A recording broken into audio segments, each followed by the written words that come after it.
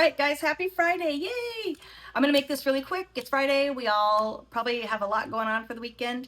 Now, I was only going to trade Fridays. I only trade about an hour at the most, and I just do practicing. Well, I decided to practice with higher share size, so you know what that means. I lost money right away.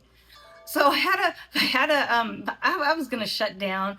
I was going to be red on 2 trades, green on 3, and then I just couldn't help myself. I've never come back for power hour on Fridays. And I couldn't help myself. I don't like being red. I just could not handle it. And I was red by like $9 on one of them and 10 on another. I said, forget it. I'm better than this. I'm coming back. So I came back at power hour and then just made it to where I was like positive $4. I think I wanted 10 on another, something like that. You'll see. And then I do want to show you, really important, because I'm trading higher share size and I need confidence to do that, because I get so scared and I trade my P&L, and if I see it drop a little, if I see the candle drop a little, price actions dropping, I hurry and get out because I'm so scared to lose money. So I went into each of the charts that I traded. I took the levels from pre-market, and I'll show you those. I think it's really important. I didn't even go back like 5 days or 6 days or a year or anything. I just went back into pre-market and I marked where it pretty much was its bottom and its top, and figure, well, at least I might be able to trade between there. And then I think there was one where you'll see I maybe had 3 levels marked, but it held and I traded off those levels. There might have been one that I went back a couple days, but I think marking levels out, prior areas where price change and keeps hitting those support and resistance levels that you all know about. It seems so basic, and you don't need to move on from that. They're there and they work. So I want to show you how those worked for me today and how they kept me in a trade. One of them I was drawing down like $250, and I stayed in it because I knew the level was there. I knew it would come down and hit that level, and it did and came back. So that went really well. All right, $1,816, 1,816 for the week. That puts me at, and it was 267.82 for the day. I'm still keeping, in the last 2 months, I've been averaging 3 to 350 a day. My goal is only 200, but I do want to get to 400 a day next year. Plenty of time. I'm not in a hurry. And that's why right now I'm slowly increasing my share size, very slowly, because I don't want to shock my system and just jump into share size. I tried that, you noticed, a couple weeks ago. It didn't go so well. So I'm trying to ease into it. All right, and I'm going to try to keep that up next week as well. We'll see if I can do it. But if not, I know my risk management. I'll pull back and come back to those 50 to 100 shares. All right, let's go see what I did, and I'll show you those levels and how important I think they are. Okay, for those of you that are knowing, or that have followed me, that know that I'm doing futures as well, I use NinjaTrader, and then I'm going to start my Top Step Combine on Monday. I had failed the Combine. Of course, I failed. Anyways, so today I was kind of practicing, and this is my sim account in NinjaTrader, but I wanted to show you, I did $805. It's so easy for me just to hit this connection button and bring in my live account, and I'm really wishing I would have. But anytime I trade my live account in futures, I get scared and I lose money. But when I'm in the sim, I just follow price action, and that's why I'm going to do the Combine again next week, hoping that it's not my money, but it's important, so I have to follow rules. I don't know. We'll see. It's all a mental game, I swear. So look for that next week.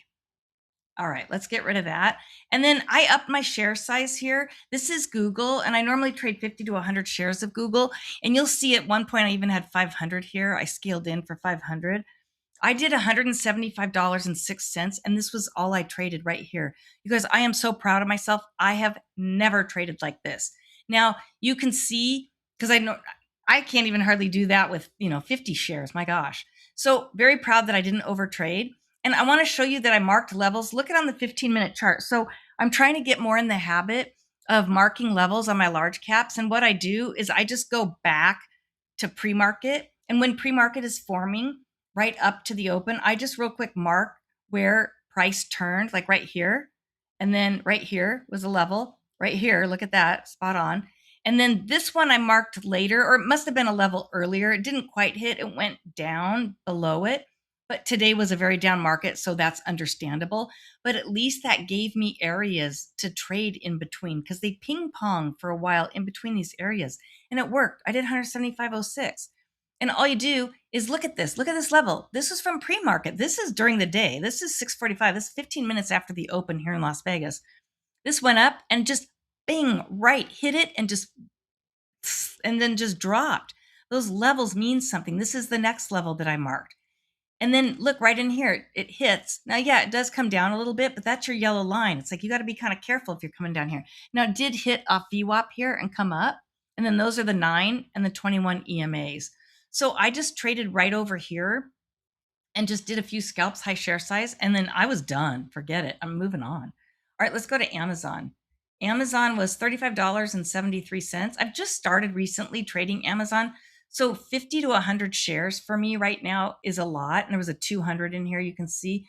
So that is a lot for me. That's enough. So I want to show you the 15-minute chart over here that I marked out in pre-market. And look, it held right here, here, here, here, ping pongs. And then it did get past this level a little bit all day, but it would never hold. It shows you that it didn't hold. So all I did was trade right in this area between this level and this level. And I just was ping-ponging in this level. That's it. Just like a video game. And then right here, there was a nice dump going on. And then I just captured a little more and did 35.73. So pretty easy going, relaxing. Look at this level right here. Bingo, it stops and goes up. Right here, stops and goes back up. So I really like marking these levels out in pre-market now. All right, let's go to NVIDIA. NVIDIA wasn't, I don't think, no, that wasn't that good. But look, this is all I traded, so I'm happy. So I did larger share size right here. I waited till after the open. This was kind of freaking me out. These levels held but didn't hold. Like, look, it was tanking all day. It went straight down. And then it did get hung up in this area. So that would be an area where once it gets to that level, you want to kind of be careful because it's going to kind of get hung up. It's either going to come back up or shoot down. But this is the area where I would not want to be trading. I want to wait till it decides. All right. And then I'm also watching the scalping indicator you see right below here. And I'm just watching for sellers that are coming up and volume is coming up. I'd be going short here, which I did. I took that short. And then you can see buyers are at the bottom. This was a very red market today. I'm sure you know that.